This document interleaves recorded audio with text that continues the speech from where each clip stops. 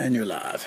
Hey guys, Ted with Nerdarchy here. We're here to talk about alignments, typically, with D&D, and are they a useful tool, or are they a crutch that limit your actual character? What do you think? Well, first of all, Dave, also with Nerdarchy here, and we've been talking about this a little bit, and I like watching other videos on YouTube about people talking about the stuff we like, the geek stuff, right? And getting different viewpoints, and this has always been like a discussion at the table. It always happens. It's almost like talking about religion or politics in real life. And it's come up in our lives again. As you've seen from our videos, we've been primarily playing Mutants and Mastermind for the last few years. And our fellow Nerdarchy buddy Ryan is coming back to game with us, and he wants to run it old school. So we're getting back into D&D now. It's Pathfinder. So we're sitting there making up characters, and we're now presented again with this alignment, and characters want to go here and want to go here, or want to go here, want to go there, but is the alignment getting in the way? So that's what we're here to talk about. Well, and the funny thing is, we come back to this because we're playing a Pathfinder game, D&D, and it's kind of funny because in the setting we're using is Dark Sun, which is kind of grim and gritty, and lots of painted with lots of shades of gray. You have a planet that has been completely devastated by magic. So and the magic in this world literally, not just figuratively, literally destroys plants. So your old powerful mage, he goes into the woods and he casts a spell, and there's no more woods anymore. The plant life is literally reduced to ash. So, and they call it this act of defiling, right? So even the quote-unquote bad guys hate magic because, to them, magic has basically wiped out the planet, has destroyed everything, and it's just a no good.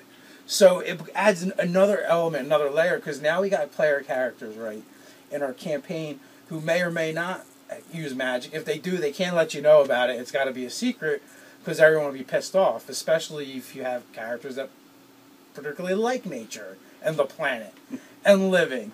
They're not going to be fond of that. So that's pretty much alienates them right away. Now, being the act of defiling doesn't necessarily make you evil or of a negative alignment or bad alignment. It just means that you're a defiler, right?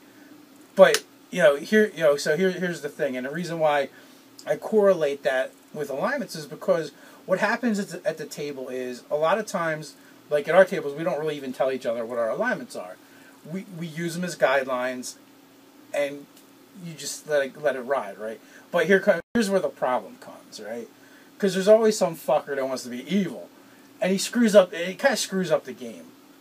Because he comes out and he's like, "Oh, I'm going to be evil," and mind you, there's plenty of ways to play evil. But when somebody declares from the onset, "I'm going to play evil," they got to go out and unless it's an all evil game, they're going to go over the top with it. They're going to murder people in the streets. They're going to blatantly steal. They're going to do things that are going to be clear-cut signs to the players around the table and the characters in the world. Matter of fact, evil. Instead of lawful evil, neutral evil, or chaotic evil, there should be a douchebag evil.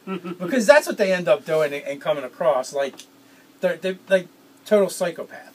So that then becomes a problem because obviously the paladin in the group or anyone with any kind of moral standing is going to go, I can't let you do that. That's not going to work. It's one thing to murder the monsters and take their treasure.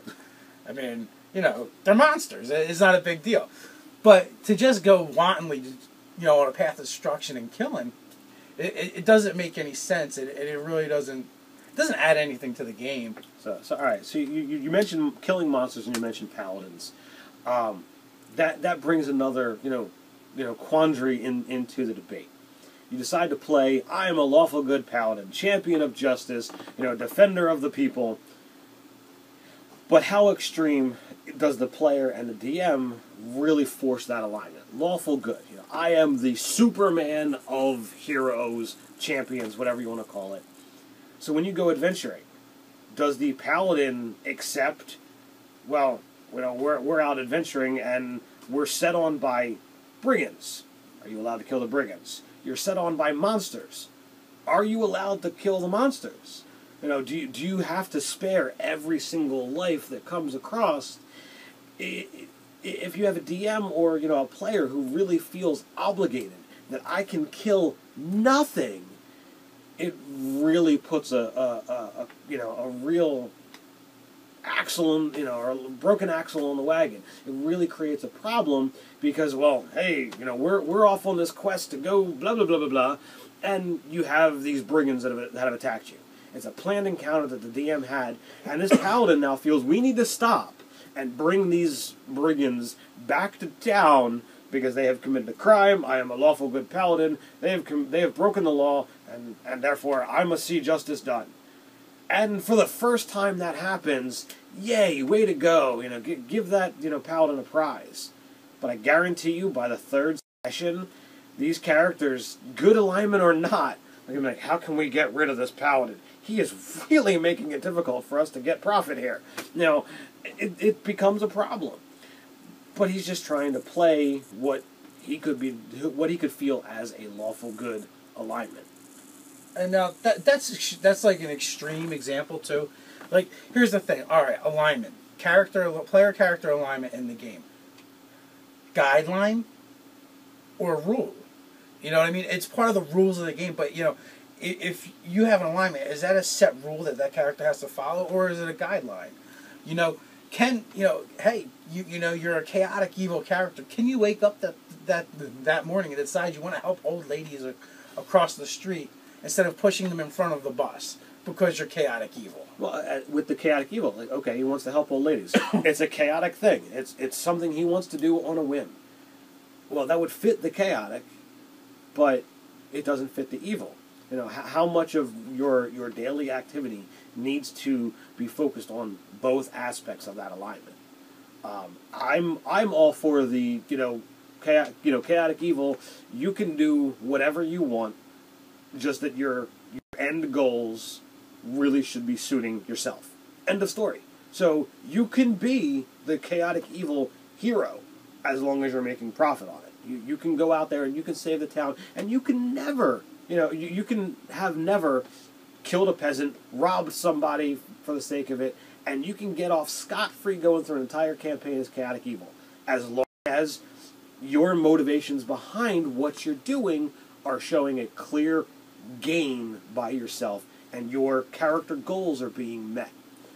Other people say, nope, that's not chaotic evil enough. I didn't see you murder anyone in cold blood. Well, does murdering someone in cold blood, be a requirement for chaotic evil? Well, and then that's the sticky area. Like, see, I think chaotic evil is more of the I want to see the world burn kind of alignment, where neutral evil is more of you're self-serving, and then lawful evil is, hey, you know what? I'm looking out for number one, but we got to play by the rules. We can bend them, we can tweak them. There's a fine line between here and where the piece of straw snaps. As long as that straw doesn't snap, I'm good. Or you might have, or you could be evil and you have honor, and you want your own personal rules that you'll never break your rules. They may not have to be the same as everyone else's rules, but they're your rules, and you're still an evil son of a bitch, and you'll cut everyone down left and right. We feel free to argue and whatnot in the comments. We feel Darth Vader is like your typical lawful evil.